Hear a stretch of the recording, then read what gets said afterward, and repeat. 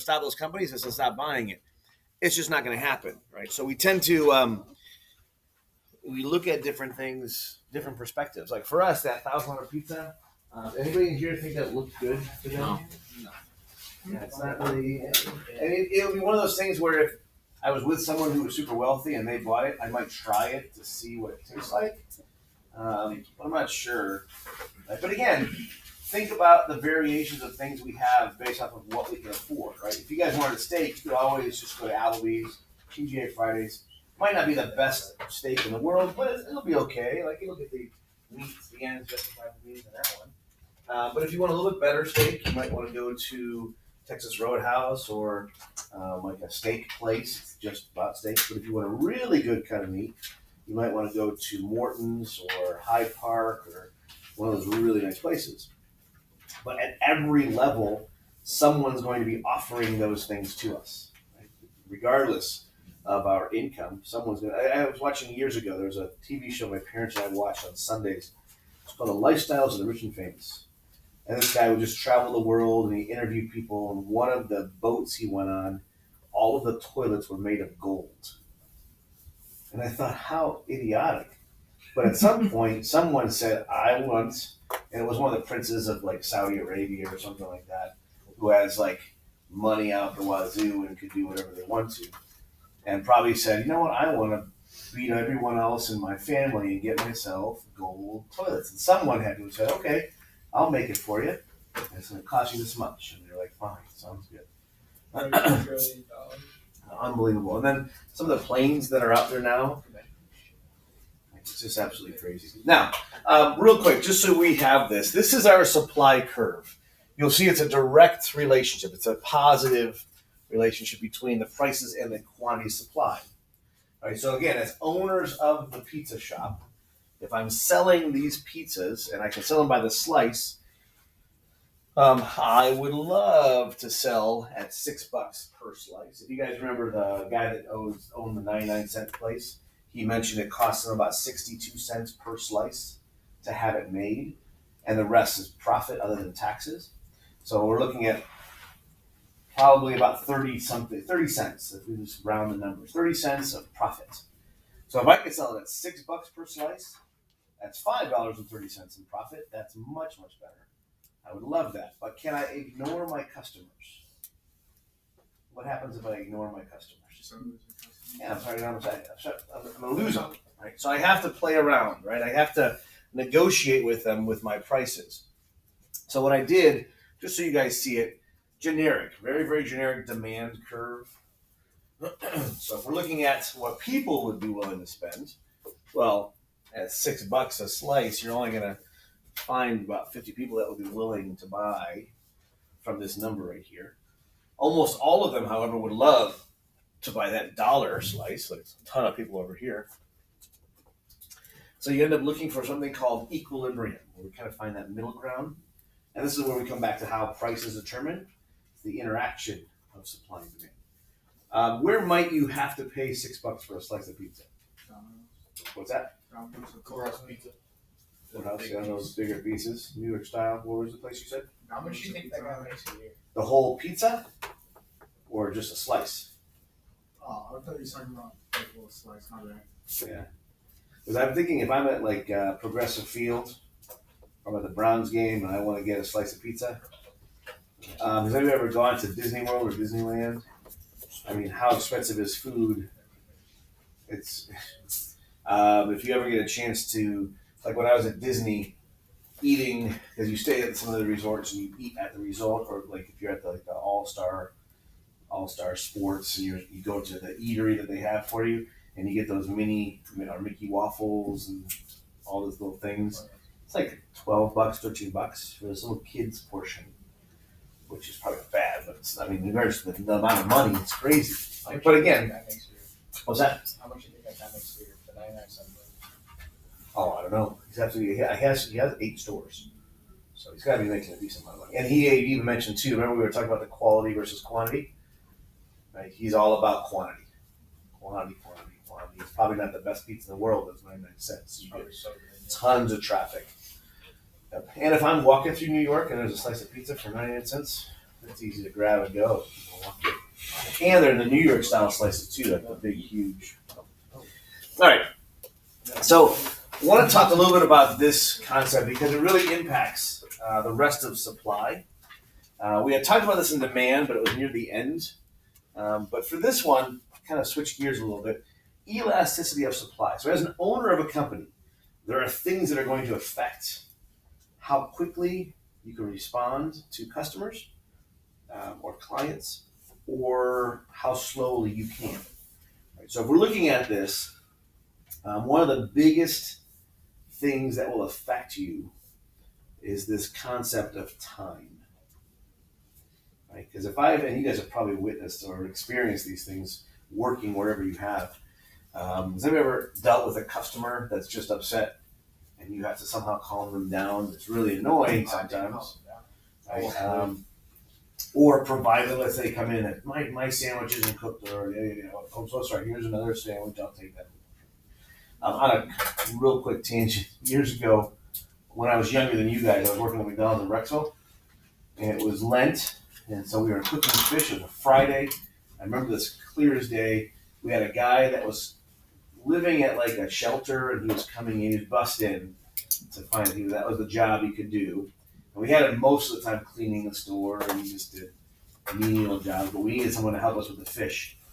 And again, Lent, so it was Friday, everyone wanted fish sandwiches. So we put them on fish, and we said, oh, all you're going to do is just keep cooking fish. Just keep cooking fish. Don't do anything else. You will not move from the station for the next 2 hours. We just need fish, nonstop. So we were yelling, though. I remember one of the managers was yelling, I want fish. I need fish. Come on, let's go. Let's hurry up on the fish. And there's nothing you can do. It's frozen. You have to cook it, I think it was 6 minutes or 7 minutes. It's longer than everything else that needs to be cooked. About an hour into it, we had people coming back up to the counter. My fish is frozen in the middle. Well, apparently he was so flustered by the manager yelling that he was only cooking it for 2 minutes at a time, and then dumping it, and then cooking it 2 minutes, and then dumping it. So all these people were not very happy. So that in that situation, very inelastic amount of time. I didn't have time, or the manager didn't have time. I had to figure out how to make them happy. Anybody ever go to a restaurant and your food's not done quite right? And now you have some choices to make. Dare I say something? Right? There's that potential fear of something happening to your food in the back. Or say something to the waitress or waiter and maybe get it taken off of your check, or maybe get a free dessert, or have something else. Have you ever had something like that where they've gotten something? Yeah. Do free dessert, you can take it off the check. I got my whole meal redone. Nice. Yeah. Redone completely. Yeah. Anybody else get something taken off the check? Yeah. That's gift certificates. We're so sorry. Here, come on. We want you back. Right? We want the business.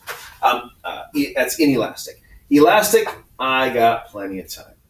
Plenty of time to deal with some situations. I'll get to that a month from now. In the short run, this is the inelastic aspect. No time. I have very little time to deal with it. How do I deal with the situation right at this moment? Farmers is kind of a generic one. If you're thinking about if there was a tornado comes through and wipes out the crops. Oh, I couldn't plan for that. Even on top of that, could I really do anything if a tornado comes through?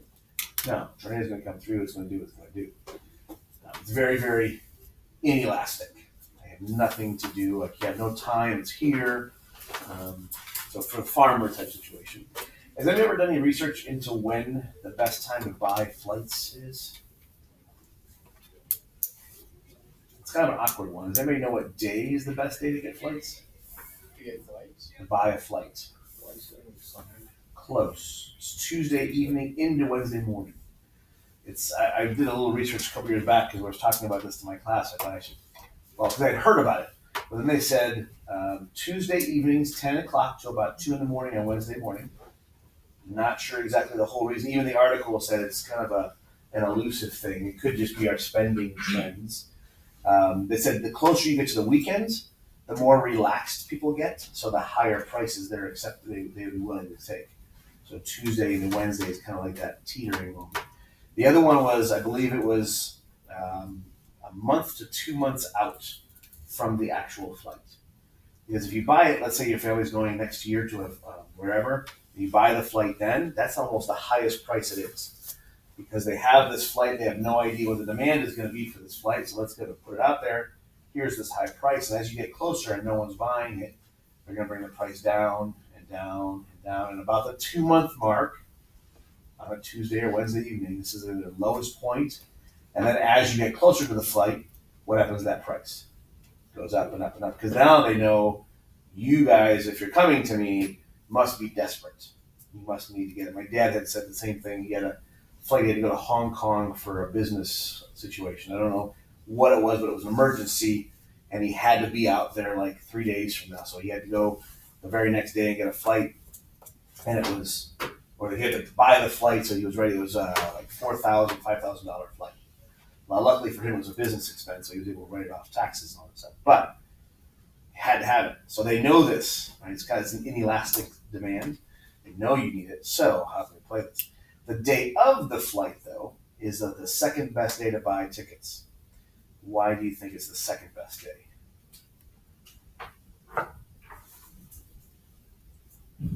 It's kind of self-explanatory. It's the day of the flight. What's the day of the flight, and what might the flight still have? Seats. Empty seats. Do I want to lose money on all those empty seats? No. So have you ever heard of people doing standby?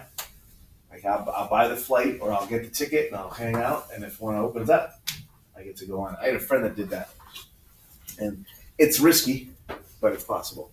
Priceline did a little commercial about this that kind of explains that version, in a sense that like these websites make their money off of inelastic situations.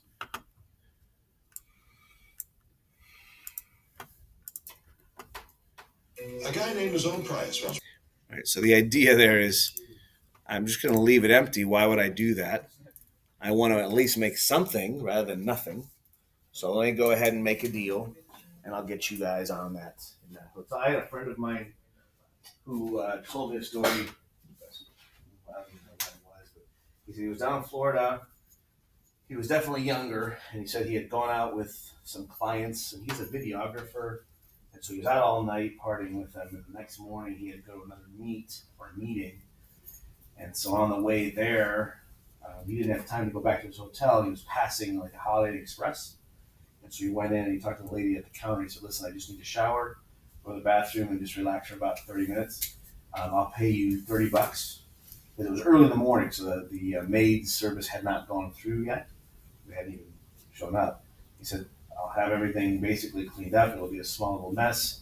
But they haven't even gone through, and they're paid hour and not paid by room. So the deal, I think it was like $30 he paid, and he used the room for 45 minutes and just relaxed a little bit, and then he got up and left. But yeah, it was again the same thing. It's sitting there empty, no one's using it. Why not get a little bit of money for what we provide? Now this one I think of in regards to, I got plenty of time to deal with stuff. So the reason I have Reese's up there is because if they provide a product, or they put a product out there and no one purchases it, what do they do with that product the next year if no one bought it the last year? Get rid of it, right? I'm not going to use it. So these are, again, all of these hundreds of things that they've created. There was one a couple years ago. Anybody remember the 4-leaf clover Reese's? Years ago they had it. And if they did recently, it would have been a novelty item. But they don't really sell it in large stock because it's in between Valentine's Day and Easter. So it's a waste of money. No one was buying it. Everyone wanted the Easter egg. And even this year, did anybody notice that they did have the hearts out, but there was nowhere near as many as they had in the years past? Like if you were at Sheetz, you may have come across them or some of the gas stations. They may have had them out at like the grocery stores. It's not really a big moneymaker. So you might like next year, you might see them dwindle down even less. So because Easter eggs are the big moneymaker for Reese's, right? But they have all of these variations, and then there's the Reese's Elvis. This is the one that has that banana filling. Strawberry jelly. Huh. It's like honey. Yeah. there's all sorts of. Has anybody tried the potato chip Reese's cup yet? Yeah. What'd you think? My girlfriend got it and she was going crazy about it. I'm like, it's just a crunchy Reese's. Yeah, that's exactly what I thought too. I took a bite of it and I thought, I knew there was a potato chip in there because there was crunch, but that was really it. For those people who are allergic to peanut butter, I also want to provide you with something. Got these lovely Oreos, 27 different flavors. Caramel apple, Ew. Give me that double stuff. blueberry, banana split, That's the total. candy corn, jelly donut, Swedish fish, Yeah, there we go. Yeah. It's the first like normal thing I've ever heard Zach say. What? hot and spicy cinnamon, Ew. I don't know. That chocolate could make it taste now. No. No. Don't even go there, Zach. No. watermelon. Oh yeah. Yeah. That would be good. Has anybody had this one? Yeah. They don't call them Pop Rocks, but essentially they're Pop Rocks in there. It just like feels like you're eating sand. Yeah. Like you're sand. Yeah. So. You definitely Hot can pot, eat bro. sand at the beach. Yeah. You sit there and Wasabi. Wasabi with chocolate? Hot chicken wing. Straight wasabi. Yeah, this is definitely back overseas. This Yeah. All that. Peeps. Peeps. Not good. Oh, It's like a heart yeah. attack. Has that dude? My dad loves peeps. Pumpkin spice. Spice? That's not bad. How are those? Are those pretty good? Has anybody ever seen that? Is it Jiffy Lube right across from Dunkin' Donuts in Medina? They have the sign every year when the pumpkin spice lattes, everything's pumpkin spice. The one year I drove past and they had the sign for the Jiffy Lube was pumpkin spice oil change. Sorry, that's pretty original. Anyways, creamsicles, those are good. Yeah, waffles and syrup.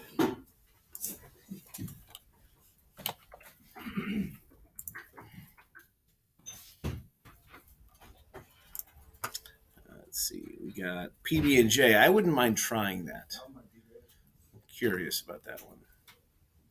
Fruit punch, not so much. Root beer float, I might give a shot. No.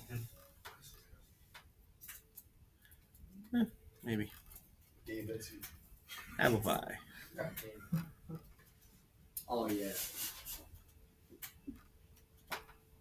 Key lime pie. And there's a couple other ones that I saw. Apple cider donut. This one I could get behind. Chocolate caramel. Yeah. So, but again, all of those elastic. I mean, again, if no one buys it, then just don't make it again. I got plenty of time to figure it out. So time is really the big factor in regards to elastic and elastic. All right. There is one more concept I want to go over with you guys. And that is something called marginal product of labor. So it sounds technical, but you guys have probably experienced it a couple times in your life. Has anybody ever been at work and the manager asks for volunteers to go home early? Has anybody experienced that? It's a fun event. Because then you have a trade-off opportunity cost moment. Because I might want to stay, or you might want the money, but I'd rather get out of here. So this kind of explains that. It also explains why sometimes your bosses might hire more people or fire some people. Also explains why they might get new equipment or get rid of old equipment, trying new techniques, just to make sure. Because the idea behind the marginal product aspect is that I want to know if adding one more person is good or bad. Adding a new machine is good or bad. Is it going to help me or is it going to hurt me? That's the basic gist of marginal product labor. But in order for us to kind of figure this out, we are going to work at Mr. Hollow's taco stand. So I want to make sure you guys get this because there's about 3 or 4 questions on the quiz that are directly connected to this chart right here. Right. So Mr. Hollow's taco stand, below the stairs right here, right? The tacos that I'm going to be making are the Chipotle of tacos, not your Taco Bell mini little ones. They're going to be like nice size. You can get your soft tacos, or you can get deep fried. It's up to you if you want the crispy or the soft taco. Animal Care is providing us all the meat. It's really, really nice of them. It's a joke, a total joke. Anyways, so for the labor, if no one's working, there's no output, which means there's something called null. There's nothing happening. There's nothing to write down. However, I'm going to track if it was me working about every 20 minutes, I could make approximately 8 tacos in that 20 minutes. Mind you, I'm making them, I'm taking the money, I'm wrapping them, and I'm getting them to the customers, taking orders nonstop. 20 minutes, 8 tacos. It's not great. However, I did go from 0 to 8 tacos, which means my marginal price has increased by 8. 0 to 8, that's better than nothing.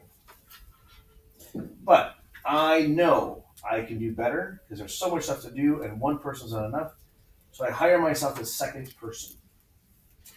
Second person, pretty good. They are taking all the cooking and I basically run the front of the house and I'm taking all the orders, which means we've gone up to 17 tacos every 20 minutes, which means my marginal price has gone up by 9 tacos.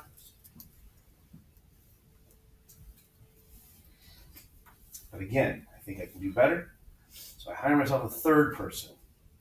And most definitely, I've done better. So now I'm looking at a little over 1 taco every minute, maybe 1.5 almost. So I've gone up by 10 tacos. I'm liking this. I think I'm going to push my luck a little bit here. Hire a fourth person, 40 tacos. Now we're looking at 1 taco every 30 seconds. This is really, really good. I like this. I've also increased my product by 13. So again, I'm on the right track. Looking for a 5th employee. Would anybody like to join Mr. Hollow's Taco Stand? Thank you, Gabe. Welcome to Mr. Hollow's Tacos. Only problem is we only went up by 10 tacos. So it's not a bad thing. So everything's still on the up and up, right? But think about the location of my taco stand. I've now got 5 people running around the small area. So it's probably like a little bit of a slowdown, a little bit of a bump, but I'm still making an additional 10 tacos. Still good. It's not as good as if it was 4 employees. I'm looking for a 6th. Anybody? All right. Dylan jumps in. I got 6 employees. All right. Still going up, right? I still went up by 5 tacos. This is that moment you guys have probably all witnessed at work, if not. So there's where you're literally bumping into people, or they're doing the exact same job you just did, and you're like, "What are you doing?" You kind of figure out those little things. 7th employee. Anyone want to be my 7th? All right. Welcome. What are you doing?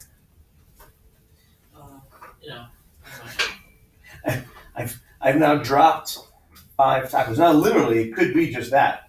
Like you're helping, but oh man, I just dropped a taco. Right? Or one of my original employees might be getting a little cocky and eating the tacos while they're making like 1 for me, 1 for you, 1 for me, 1 for you.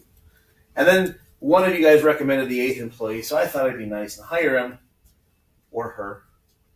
And sadly, I've now regretted that decision because now all of a sudden people are getting free tacos behind the cooking area that I didn't know they were sneaking them through. So what we're basically tracking here is how much I've increased and where is my best possible production, where's my most efficient. So here's the follow-up question, because you're going to see a question like this. One of them is going to be literally the math we just did. Right? So if you have these arrows, that will make your life nice and easy tomorrow, or on Friday, sorry. Second question you're going to see is if I am looking for a massive production of tacos. I have a massive rush of people and everyone's lining up for my tacos. Based off of that chart, where should I, or how many employees should I have during the rush? 6. 5. Why 6? Because anything more, you're just I'm losing product, right? But think about how many tacos I made in 20 minutes, 55 tacos. I'll get to 4 here in a second. But I'm not losing money, right? I'm just not making as much as I could. So 6 employees, 55 tacos every 20 minutes. I'm really serving my customers. Now the rush comes to an end. Everyone is gone, and I want to now make as much money as I possibly can. How many will I shift to? Now I'll move to my 4 employees at 40 tacos with my marginal product of 13, because this is where I'm the most efficient. Right? If I was going to do some of the math on here, this is where I'm paying the least and getting the most at that rate. Okay? So the questions on the quiz are going to be about target employees. If it was Black Friday and I need to fill orders, according to this, if I was going to use the same numbers, how many people would I have on Black Friday working for me? Just filling orders. If I was going to use, I would use 6. Right? But let's say it's just a random average day at Target and people are filling orders for me. What would I want to have? 4. Right? So those are the 3 versions of the questions you're probably going to see. Any questions or concerns? Perfect. Exactly where I want to stop. So we are good to go.